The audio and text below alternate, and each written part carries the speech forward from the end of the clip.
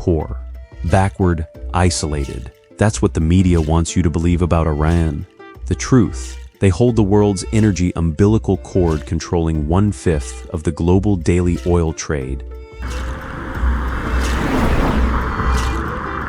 Welcome to the most authentic look at one of the world's most misunderstood nations. Hidden behind sanctions and arid deserts, Iran is not just a museum of ancient empires. It is a true energy superpower, wielding a hidden influence capable of shaking the global economy at a moment's notice. In this video, we will uncover the hidden truths about Iran, how they turn adversity into power, and why the world simply cannot ignore them.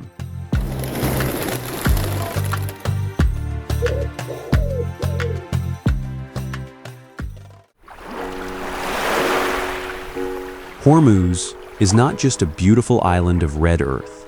It is the absolute gatekeeper of the planet's most aggressive maritime choke point.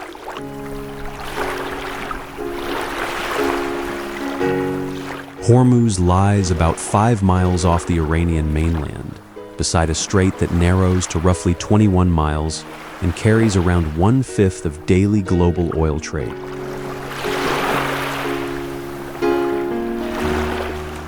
This is the frame Hormuz lives inside: fishing boats, scooters, painted houses, and mineral hills inside a maritime gate that moves energy for economies far beyond Iran.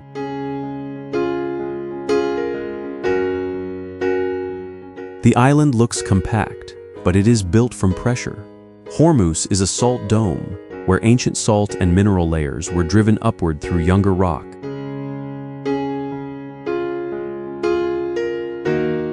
In that small landmass, about 70 mineral types are said to crowd together. The result is red, yellow, white, purple, and ochre earth packed into a tight island.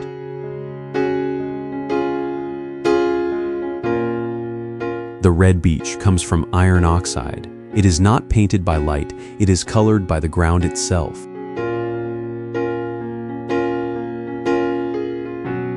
Locally, the red earth is known as golek. It has been used in pigment, in celebration face paint, and in flatbread preparations with oil and herbs.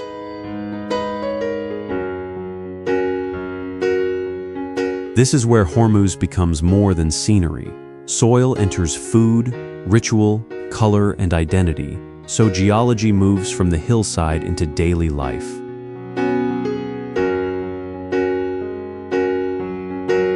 What stands out is the cost hidden inside that beauty. When colored earth becomes an image, a souvenir, or a bag to sell, the ground does not replace it quickly.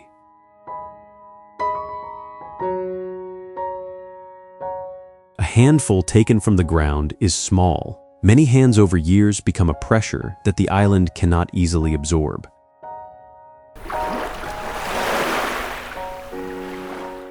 Hormuz also carries an older warning. The Portuguese fort from the early 16th century marks a time when this island mattered because Indian Ocean trade needed control points.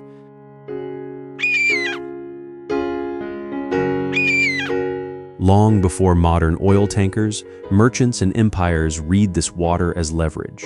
The strait was already a narrow door with a high price.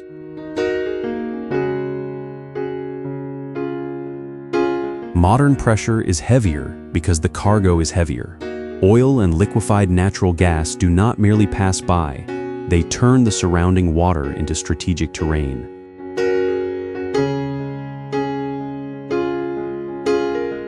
A channel this narrow compresses commerce, military attention, and local life into the same space. There is no clean line between a fishing route and a global corridor.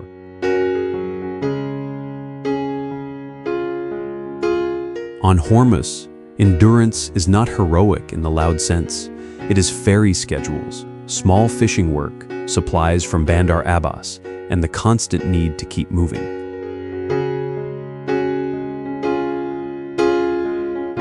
The mainland is close, but closeness does not remove dependence.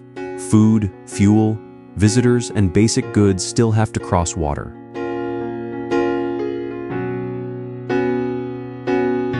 That crossing gives the island its lifeline and its weakness. When weather, cost, or political strain rises, an island feels it early.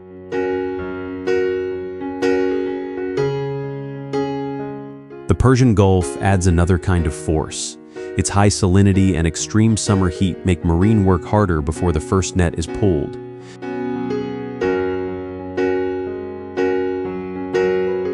Rapid warming tightens that pressure. Coral, fish, nurseries, and traditional fishing livelihoods all sit in water that is changing faster than the old rhythm expected.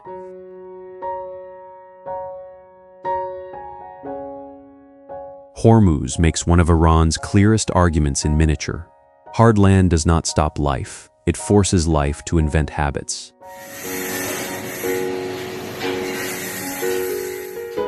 Here, color is not separate from labor.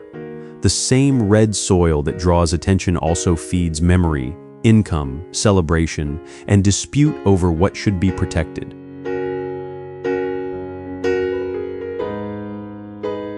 That is why the island feels larger than its map.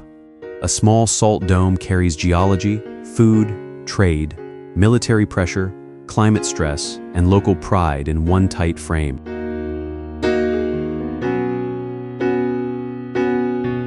Iran often endures this way, not by escaping harsh geography, but by bargaining with it. Hormuz shows the bargain at its sharpest edge.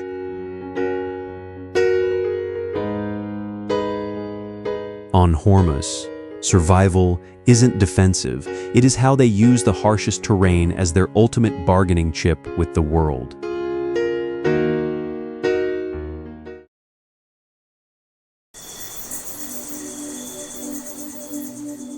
Before global trade routes existed, Bam was the heavily fortified vault that controlled the wealth of the Silk Road. Argi Bam rises at the western edge of the Lut Desert, where satellite readings have recorded ground heat above 150 degrees Fahrenheit.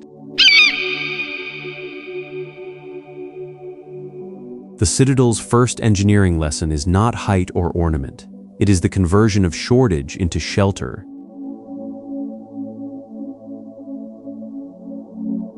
Earth, straw, water, and sun became wall, roof, gate, and watchtower. In a place that tried to strip moisture from everything, builders used dryness as a tool.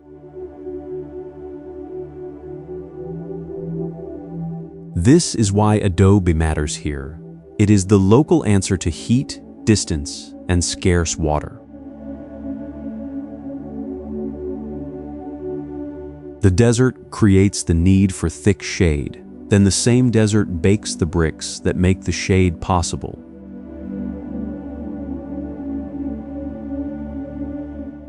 The logic is circular. Pressure becomes material, and material becomes urban life. But walls alone do not make a city at this edge of the desert. Bam depended on water moving where the surface could not protect it.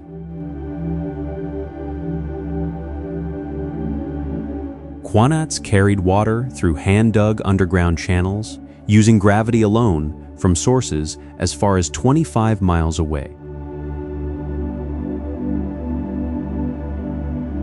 That hidden water fed date palm groves and a settlement tied to caravan routes between the Iranian Plateau, Central Asia, the Persian Gulf, and the Indian Ocean world.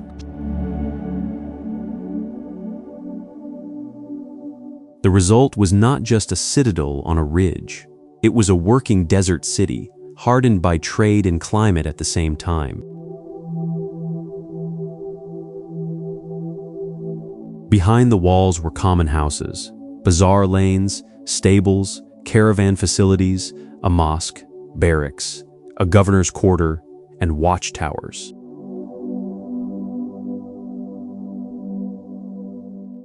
That order mattered. Bam was built as a hierarchy of protection, where water, goods, animals, authority, and faith all needed shade and control.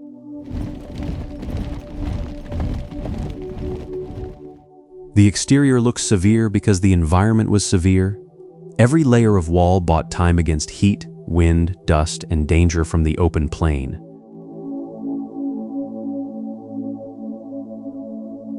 Adobe also carries a warning. The same material that makes shelter possible has to be repaired, watched, and handled with care.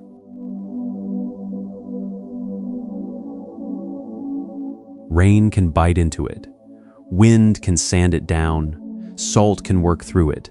Abandonment can undo decades of maintenance. And beneath Bam, the ground itself adds another pressure. Iran's old cities do not sit outside geology, they sit inside it. In 2003, a powerful earthquake struck Bam, and much of the built fabric accumulated over centuries came apart in less than half a minute.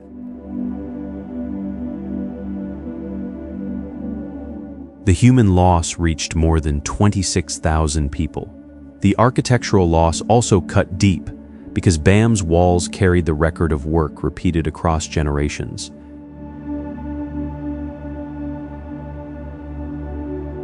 Reconstruction did not mean replacing the city with a clean new replica. It meant sorting the remains of Bam and asking what could return. Fallen bricks and fragments were recovered, cleaned, documented, strengthened where possible, and brought back into compatible earthen work.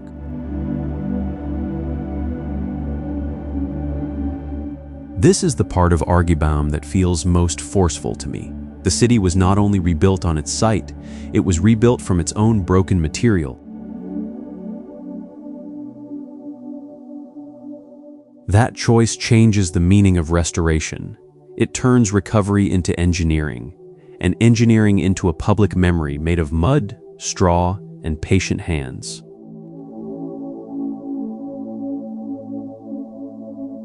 More than 2 decades later, Argibam is still both an archaeological site and a lesson in repair. Its value is not frozen in the past.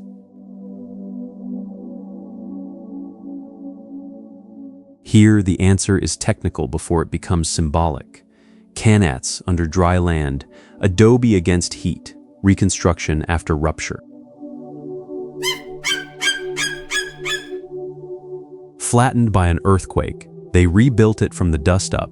It's the ultimate proof that you can break their walls, but you cannot erase their foundation.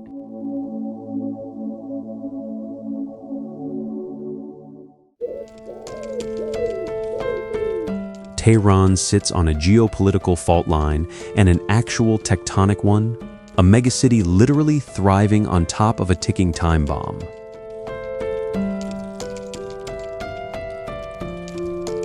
Around 15 million people live in a basin pressed against the Alborz, with Damavand rising more than 18,000 feet to the northeast.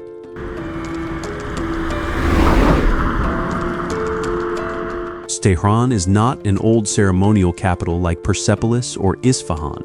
It became Iran's capital under the Qajars in the late 18th century, then surged through the 20th and 21st centuries into a vast metropolitan machine.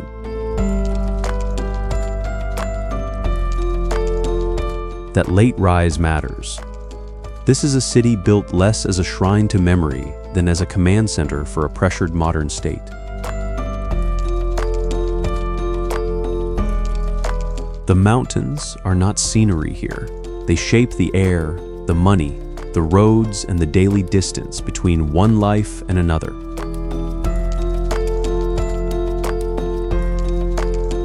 Tehran climbs the southern slope of the Alborz. Across the city, nearly 3,000 feet of elevation separates the cooler north from the hotter south.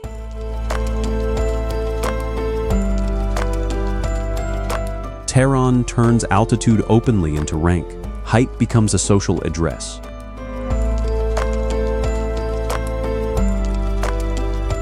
In the northern districts near Shemiran, cleaner air, larger apartments, gardens, and access to mountain trails gather on higher ground. In the south, factories, denser housing, longer commutes, and heavier pollution press harder.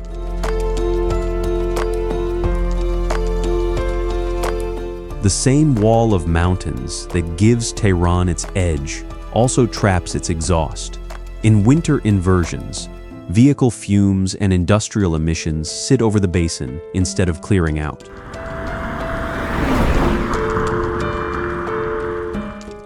City can widen its roads and build upward. It cannot negotiate easily with trapped air.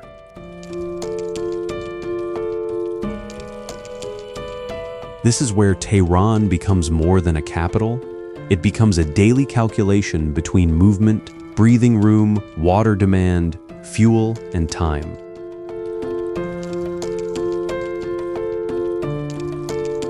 The Grand Bazaar keeps commerce packed into old corridors. Metro lines and expressways push workers across huge distances that the eye cannot measure from a skyline.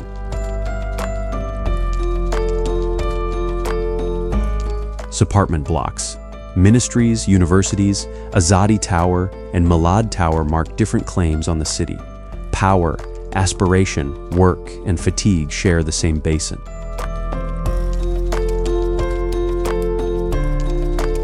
Then comes the pressure beneath the pavement, the North Tehran Fault, the Moshe Fault, the Ray Fault Zone, and other structures sit under or near the metropolitan area.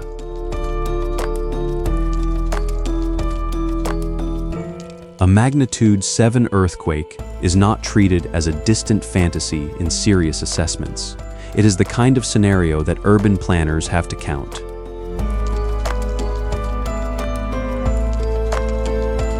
The danger is not one line on a geological map. It is older buildings, gas lines, bridges, dense neighborhoods, and emergency access all being tested at once.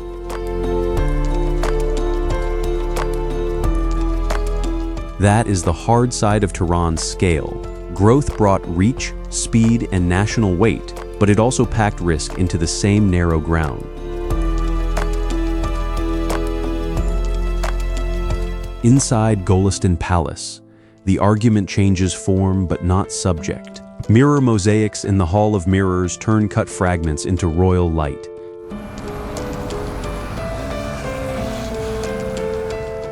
The effect is controlled brilliance.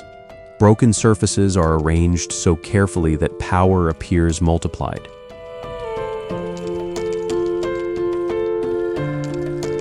That palace belongs to an older language of rule. Outside it, the modern language is traffic, inflation, spare parts, repairs, and household choices shaped by sanctions.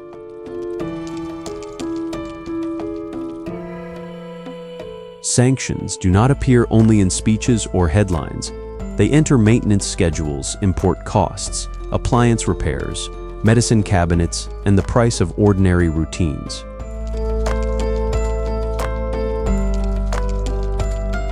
This is why Tehran cannot be reduced to either glamour or hardship. Its strongest identity is the collision between both. A bright palace stands beside an urban equation written in air, slope, fault lines, and money. The city keeps operating because millions learn that equation by habit.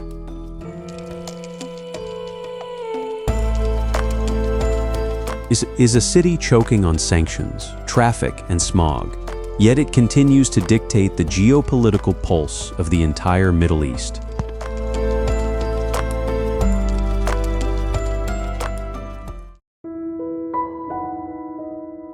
To build a masterpiece is an achievement. To build it in the middle of a ruthless, unforgiving desert is a display of absolute dominance. For long stretches in recent decades, the Zayandeh has run dry through Isfahan, a city more than 5,000 feet above sea level, boxed by mountain ridges. The dry river exposes the city's central contradiction. Isfahan was never just ornament. It was built to hold power, trade, worship, and different traditions in one urban field. Under Shah Abbas I, the Safavid capital became an organized map of authority. Architecture did not decorate rule, it staged it in stone, tile, sound, and crowd movement. At the center sits Naqsh-e-Jahan Square, one of the largest historic enclosed public spaces in the world. Its scale is not accidental. It was built to command public attention. The old polo goalposts still mark the ends of the square. That detail matters because this was not a quiet courtyard. It was a field for motion, ceremony, and controlled display. Around it, each edge had a job. The Shah Mosque anchored imperial Shia devotion. Sheikh Lotfollah Mosque held a more intimate royal religious space. Ali Kapu Palace looked over ceremonies and the polo ground, while the Kiasaria Bazaar pulled commerce directly into the same frame. Power, prayer, and money met in plain view. Isfahan's discipline is the surprise. Beauty works like infrastructure here, moving crowds, assigning each building a task, and binding those tasks into one civic order.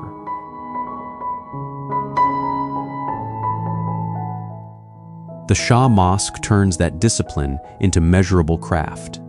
Tile, Iwan Mukarnas, calligraphy, and dome all serve one hard purpose: to make belief physically convincing. Inside the dome, a hand clap can return 7 times. That is not spectacle for its own sake. It is geometry made audible. The sound exposes the hidden labor behind the surface. Master builders shaped air, distance, and curve with the same seriousness that engineers shape load and span. Isfahan's surprise is not only Islamic grandeur. Across the river in Julfa, Vank Cathedral holds another record of the city. Shah Abbas relocated Armenian merchants and silk workers there in the 17th century. Their quarter became a protected place for work, worship, and trade inside a Safavid capital. Vank Cathedral makes that arrangement visible. Its outside draws on Iranian forms. Inside, Armenian frescoes mark a different religious tradition. Here Isfahan becomes larger than architecture. The city's greatness lies in its capacity to contain difference without breaking the shape of the city. Commerce helped make that possible. The bazaar did not sit beside the political square as an afterthought. It connected authority to daily exchange. Silk, craft, bargaining, prayer, and ceremony were not separate worlds here. They pressed against one another, and the city gave them structure. Then the river changes the argument. See, Osepol and Kaju were not only bridges, they were crossings, shaded rooms, and social platforms over moving water. Their arches carried people across the Zayande, but they also held people beside it. Infrastructure became shade, passage, and public ground. In recent decades, drought, damming, agricultural demand, industry, and water transfers have left the channel dry for long stretches. The riverbed has become an exposed warning. When water disappears, heritage loses its easy confidence. A bridge over sand still has beauty, but its old purpose has been put under pressure.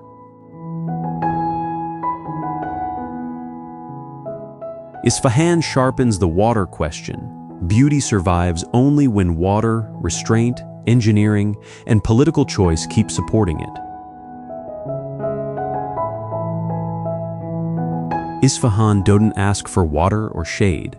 It mathematically engineers them, proving that true power isn't surviving the desert, but mastering it.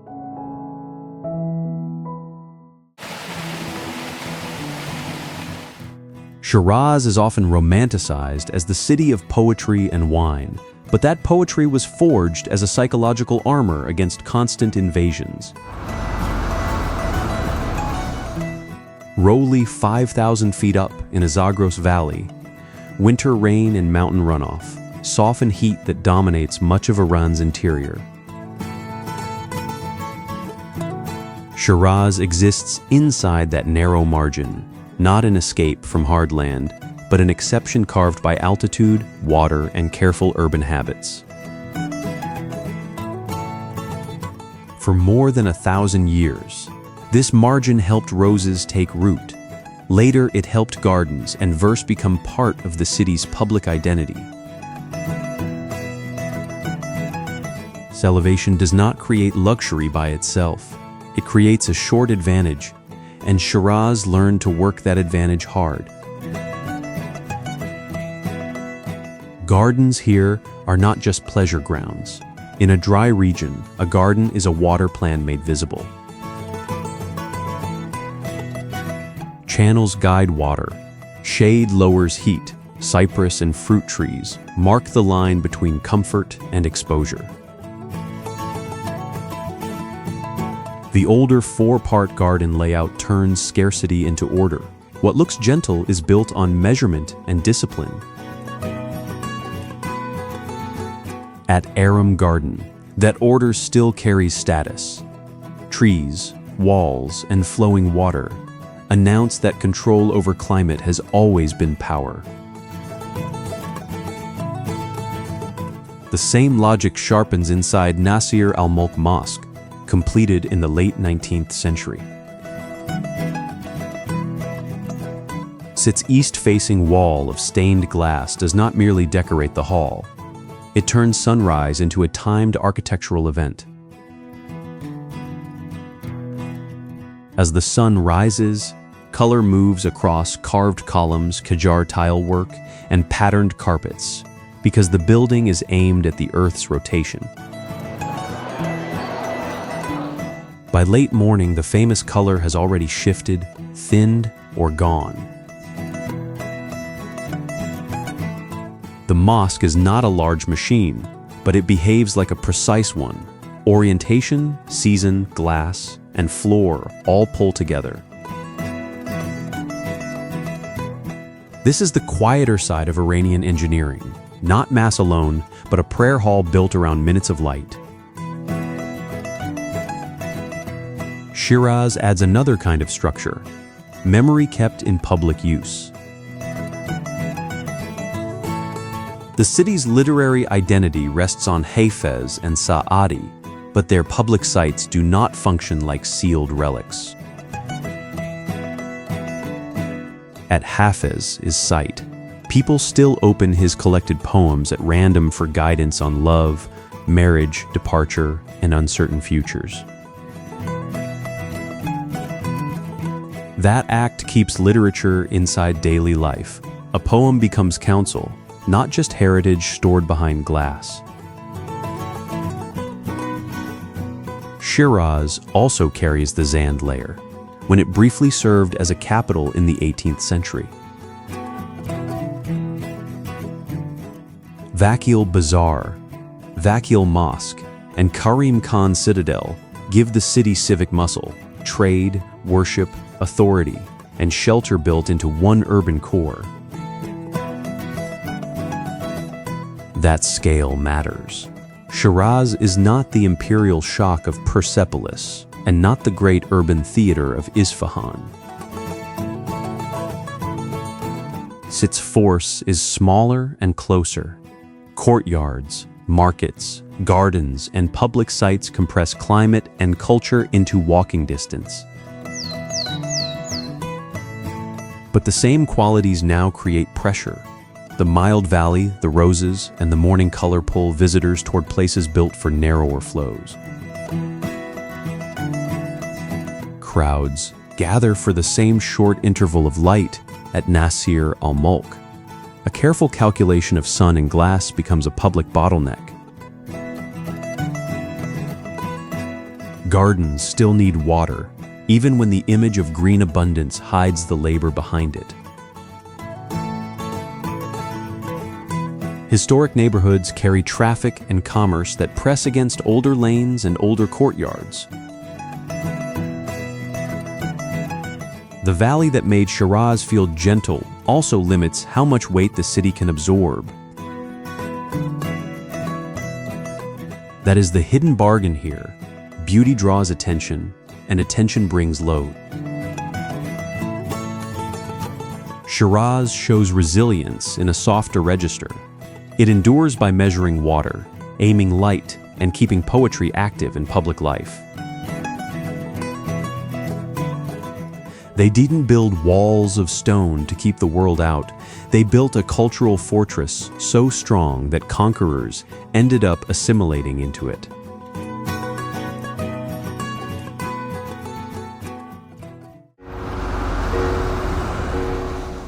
Thrown into one of the most lethal deserts on Earth, Yazd should have been wiped off the map thousands of years ago.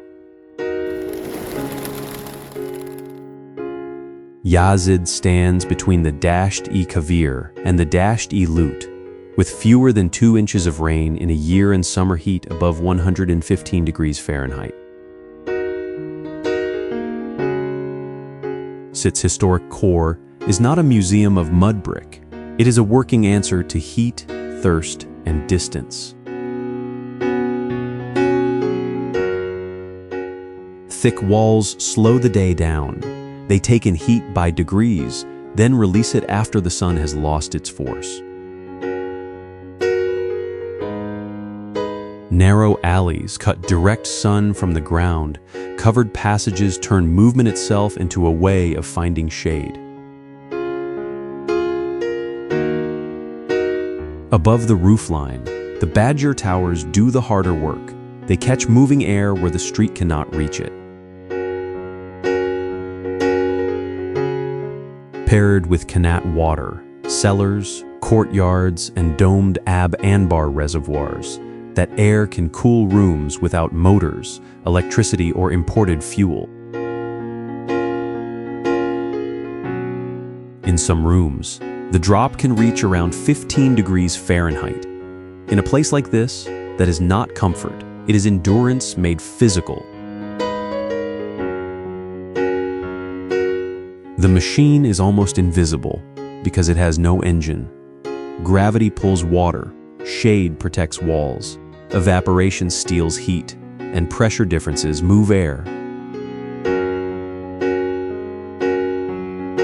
This is engineering without spectacle. No steel frame announces itself, yet every roof, lane, and wall is built to reduce the desert's command.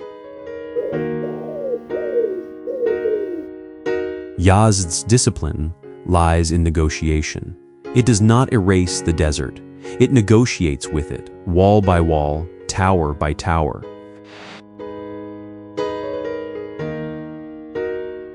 That negotiation took patience. Qanats had to be dug, aligned, cleared, and defended from collapse because one blocked channel could weaken a whole neighborhood. The work belongs to people, not to legend. Cleaners, builders, water keepers, and families kept the underground lines useful long after the first engineers left the record. The skyline carries another layer of endurance. Minarets, wind towers, domes, and the Zoroastrian fire temple share the same urban field. At the Adash Barum Temple, a sacred flame is traditionally said to have been kept alive since around the 5th century. Priestly families carried that duty through roughly 80 generations. The fact matters because the flame was not fixed in one safe place. It moved through different places before reaching the modern temple in Yazd. Outside the city, the towers of silence mark older Zoroastrian rites. Inside the city, mosque life and temple life continue within hearing distance. The call to prayer and the ancient flame do not cancel each other. They show a harder form of continuity, built from restraint and long memory. This is not harmony as decoration. It is a civil agreement hardened by centuries, where communities learned what could be shared, protected, and left alone. But Yazd's agreement with the desert is under pressure. Old methods need maintenance, and modern demand pulls harder on the same scarce water. Qanats are not romantic ruins. They require hands, money, and attention, or gravity stops being enough. Groundwater is being strained. Once that hidden reserve is drawn down, wind towers and shaded lanes cannot solve the shortage by themselves. Air conditioning also changes the city's logic. A machine can cool a room fast, but it can make passive skill look slow and old. Adobe demands its own contract. Wind cuts it, rare rain damages it, and repair has to return again and again. The human line is also thinning. Younger Zoroastrians often leave for Tehran or abroad, and a small community must carry a large inheritance. Yazdid shows survival as cooperation with climate, not conquest. They didn't beg nature for mercy. They bent the wind and carved underground arteries to build an empire out of nothing.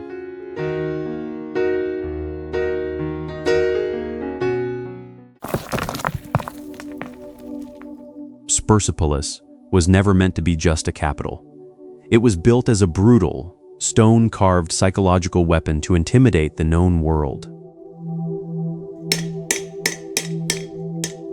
On a limestone terrace below Kui Ramat in Fars province, begun around 518 BCE, Persepolis rose above the Marvdisht plain without a great river beside it.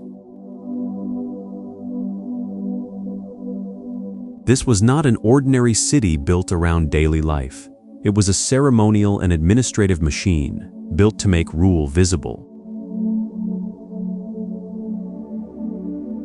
Darius I began it, and later kings expanded it. Xerxes and Artaxerxes added scale until stone, staircase, and column worked like machinery of command. The reliefs are striking for their restraint. They do not center on campaigns or humiliation. They move through rank, gifts, dress, and measured steps. The gate of all nations does not merely mark an entrance. It compresses the body into procession before the main terrace even begins. The Apadana staircases then slow that procession further. Wide stone turns movement into discipline, and silence becomes part of the command. Along those stairs, more than 23 subject peoples approach the center of power. Each group is carved as distinct, not erased into one crowd. Egyptians carry folded linen. Armenians lead a horse, Ethiopians present a giraffe, and other delegations bring vessels, animals, and cloth.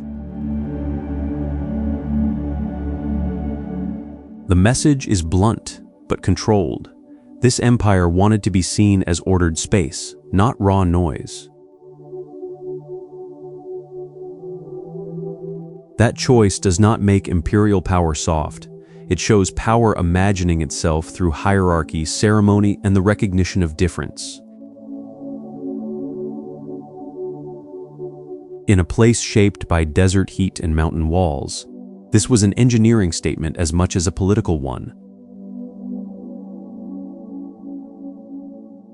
The terrace had to be cut, lifted, leveled, and held in hard limestone. Royal imagination depended on quarry work, transport, and exact joints. The bull capitals and high columns carry that strain upward. They make weight look formal, but the labor behind them was physical and exact. Persepolis, also kept records beneath the grandeur. Administrative tablets name rations, labor groups, women workers, officials, and the daily accounting behind ceremony. That matters because empire is not only stone and royal names. It is bread, measures, sealed orders, and people moving supplies through dry country. The Cyrus cylinder, made after Babylon was taken in the 6th century BCE, is often invoked as humane imperial policy. Historians still debate the modern label attached to it. Persepolis expresses a related claim without needing a scroll. Legitimacy is carved into stairs, gates, inscriptions, and the steady approach to the king. The surprising part is how much of that message lasted. The fire tied to Alexander's campaign scarred the complex, but many reliefs endured. Today, the pressure is slower and harder to see at first. Industrial air from the west and acid deposition work grain by grain into carved surfaces. Salt crystals push inside the stone. Freeze-thaw cycles open small weaknesses, and biological growth holds moisture where dry rock once resisted. Mass visitation adds another load. Every footpath, handrail, and controlled route now carries the burden of protecting what people came to witness. The urgency is not only archaeological. A place that outlasted ancient fire is being worn by modern air. That turns Persepolis from a frozen monument into a warning inside Iran's larger story. Endurance is never guaranteed by age alone. Sit's stones still show an empire trying to organize difference instead of pretending difference did not exist. That is why the erosion feels larger than damage to carving. Even in ruins, it refuses to die.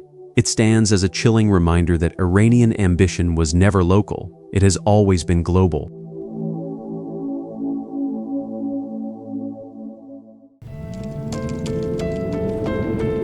When fleeing a Mongol massacre, you don't build a town. You carve it straight into volcanic rock to become untouchable. Kandivin stands about 35 miles south of Tabriz, nearly 7,000 feet up, in rock shaped by Mount Sahand and around 10,000 years of weather. The cones began as volcanic ash, pumice, and debris packed into soft gray ignimbrite. Then wind, rain, snowmelt, and freeze-thaw stress cut the material into tall forms that a village could enter. Some cones rise from 15 to 40 feet, large enough to hold rooms, stairways, storage niches, and animal space. The first surprise is engineering by subtraction. Walls do not arrive by brick or beam. Space appears because rock is removed. A builder usually fights the land by lifting a structure above it. Kandivin does the opposite and lets geology carry the load. For roughly 700 years, families have lived inside these cones, not beside them, turning volcanic shelter into domestic routine. Cooking, sleeping, storage, smoke, animals, and winter supplies all had to fit inside a shape made first by erosion. At nearly 7,000 feet, the weather is not mild background. Summers press heat on the slope, and winters bring snow and hard cold. The rock answers that pressure with mass. Interiors can stay in the 60s Fahrenheit, while the outside swings through the year. That is not charm. It is old climate control, cut by hand into material soft enough to carve and strong enough to inhabit. The details show where labor meets stone. Plastered interiors, wooden doors, small windows, smoke channels, and added fronts that brace daily use. None of it works as scenery alone. Every cut has to answer a practical problem: air, light, heat, water, storage, and privacy.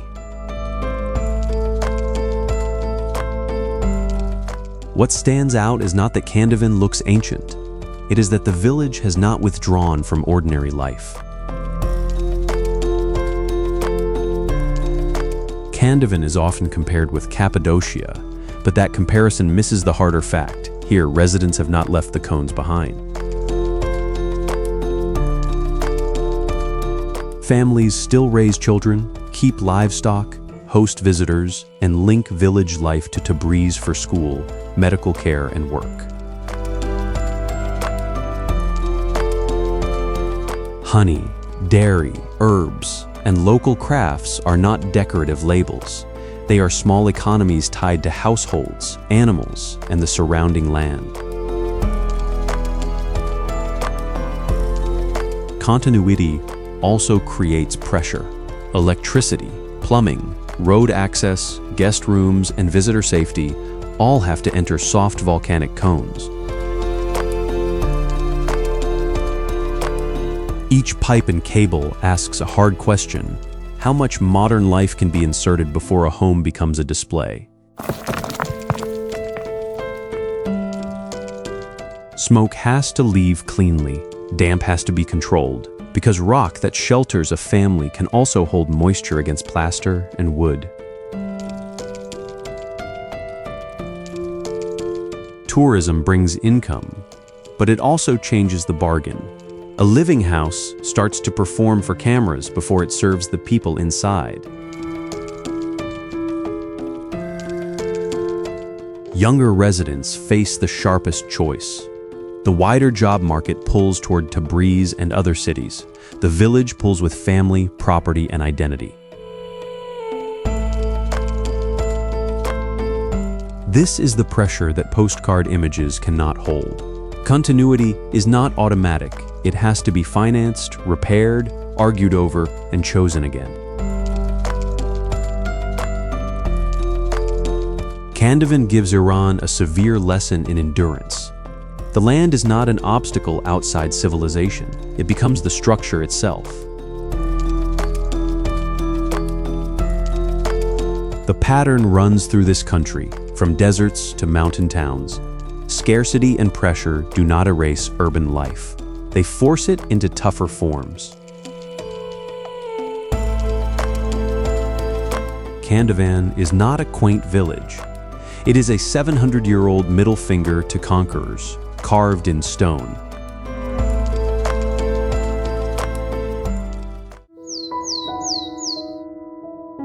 Kashan is an oasis that exists in defiance of the Kavir Desert, built by merchants who knew that controlling water meant controlling wealth.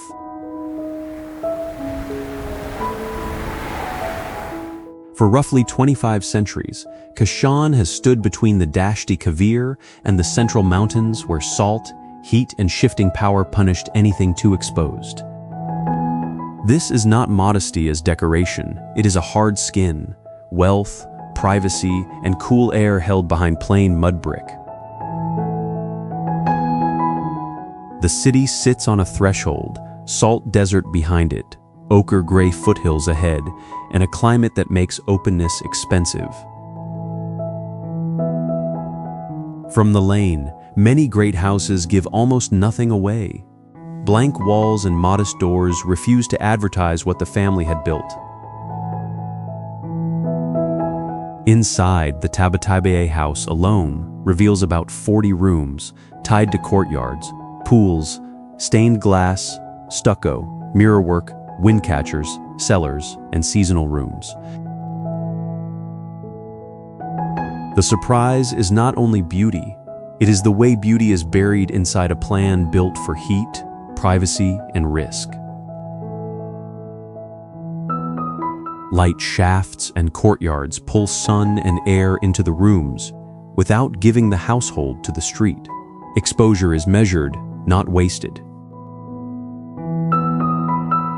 Guest areas faced outward in purpose, while family quarters held the private core. Hospitality, status, and daily life were separated by walls. Those walls did more than divide rooms. They protected luxury from rulers, rivals, taxation, envy, and the simple pressure of desert heat. Kashan's discipline is inward-facing. It does not push power onto the street. It folds power inward and makes silence useful.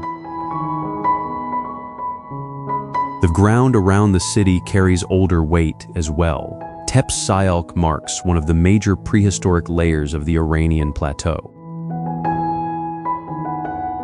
That long settlement history matters because Kashan was never just a pretty stop between bigger names. It was a working hinge between desert routes and mountain approaches. Through Islamic and Safavid-era growth, caravans fed the city with textiles, ceramics, carpets, copper, spices, and merchant wealth. The bazaar and caravanserai architecture answered that need with covered space. Commerce moved under roofs because in this land, selling also needed protection. Kashan's achievement is not loud height or mass. Its engineering is quieter, shade cut into streets, airflow trapped and steered, water placed exactly where it matters.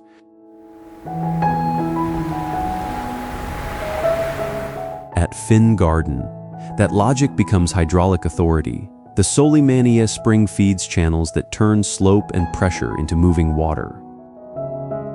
The 16th century waterworks run fountains without mechanical pumps. Gravity does the work, but only because the levels were calculated with severe precision. In a dry city, a fountain is not decoration. It is proof that people had forced order out of scarcity. Finn Garden makes water behave like state power, controlled, repeated, visible, and never left to chance. But the same walls that protect refinement can also hide strain. Today, Kashan's craft economy carries pressure that the courtyards cannot soften.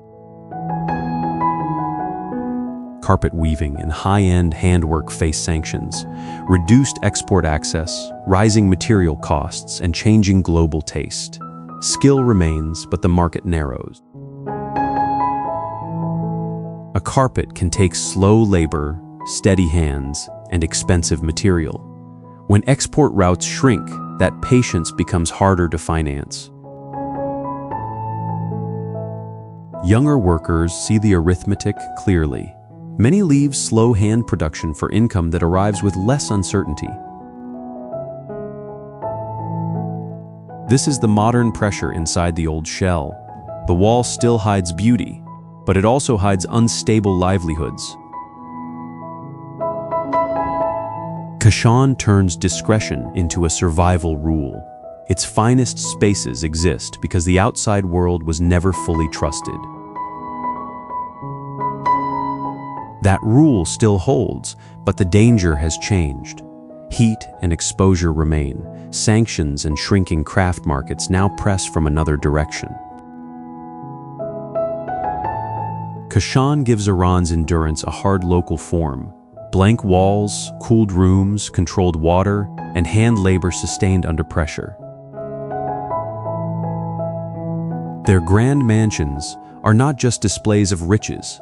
They are architectural fortresses designed to manipulate the very heat that tries to kill them.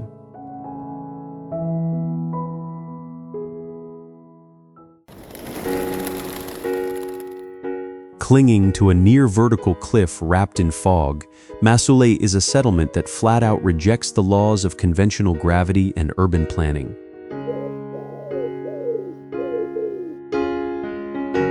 That single fact changes the whole village. Architecture here is not a backdrop. It is the rule that lets people live on ground too steep for ordinary streets. Masouleh stands in Gilan, on the northern face of the Alborz Mountains. Moist air from the Caspian Sea pushes into the slopes and turns Iran suddenly green.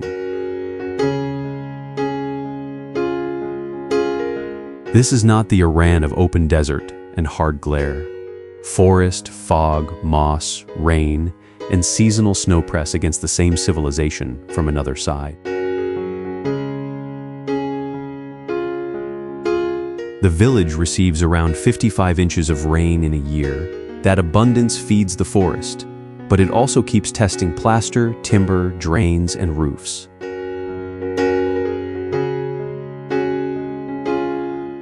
The yellow ochre walls are not just a warm color. Local clay plaster intensifies the surface, and in fog, the color helps the village hold its outline.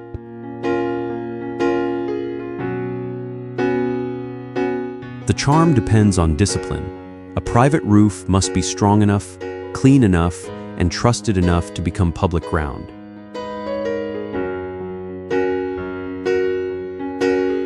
Masouleh makes the social contract visible. About 40 generations have inherited the same rule. One family maintains a surface. The village uses it.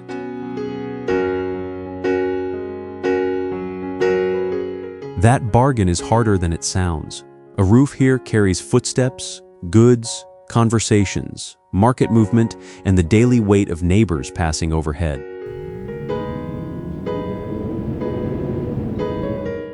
Because vehicles cannot enter the core, the village rejects the easiest modern answer. Movement depends on legs, stairs, carrying, mule paths, and tight market lanes.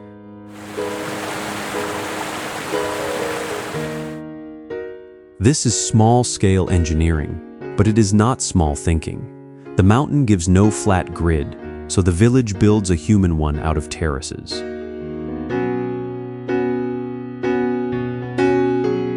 Each level solves two problems at once. It shelters one household below while opening a path, a courtyard, or a work platform for another above.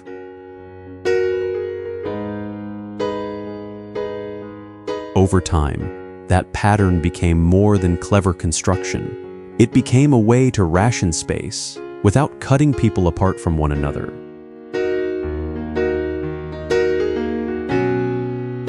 Historically, Masouleh sat inside mountain trade, linking the Caspian lowlands, Azerbaijan, and the Iranian interior. Bazaars, metalwork, food, and seasonal exchange gave the slope an economy.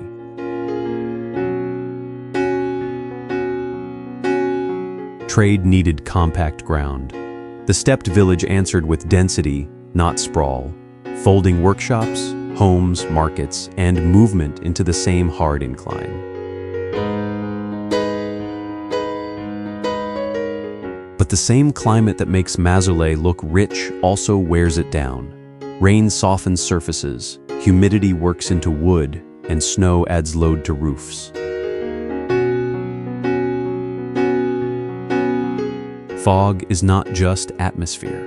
It reduces sight in a place where one misplaced step can strain a shared surface and block a narrow passage.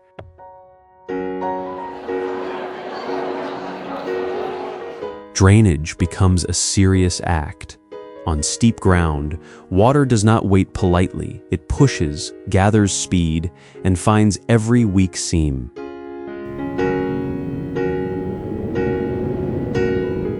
Tourism has added a new force. Guest houses, restaurants, shops, and guides bring income into a village that cannot widen its lanes for the crowd.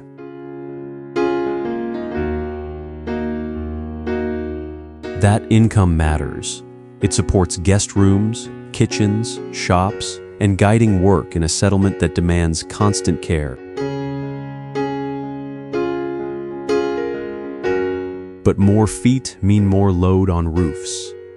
More commerce means more waste, more noise, more privacy tension, and more need for emergency access.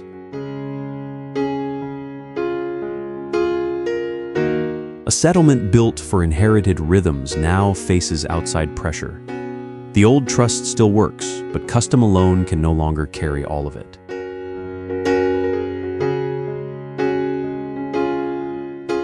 Mosul brings the larger Iranian story down to its smallest unit, a surface kept in repair because everyone else depends on it.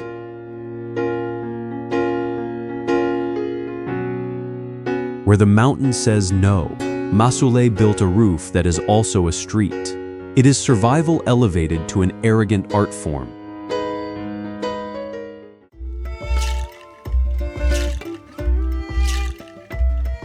The reality is this: Iran doesn't just survive, it weaponizes its own harshness.